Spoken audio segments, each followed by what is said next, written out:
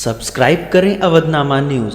Subscribe button पर click करें, फिर राइट साइड में बने बेल पर भी क्लिक करें ताकि आपको हमारे वीडियोस की नोटिफिकेशन मिलती रहे।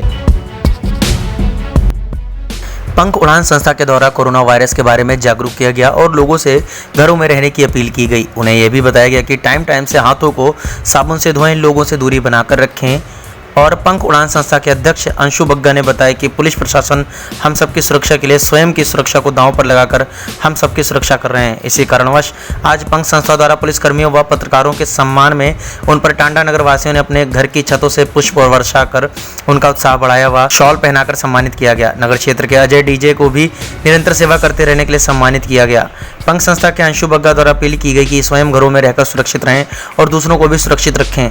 इस महामारी से बचने का एक ही उपाय है कि घरों में रहें और बाहर निकलने पर भी अपने मुंह को ढक कर रखें। इस मौके पर टांडा एसडीएम अभिषेक पाठक, टांडा सीओ अमर बहादुर, टांडा कोतवाल, अलीगंज जैसो व पंख उड़ान टीम के मोहम्मद काशिफ, लव कपूर, ऋषभ सावंत, मनीष अग्रवाल, शालू गुप्ता, विवेक मोदी एवं अंकित मोदी आदि सदस्य मौजूद रहे। नहीं आया उसमें प्रशासन का बहुत सहयोग है।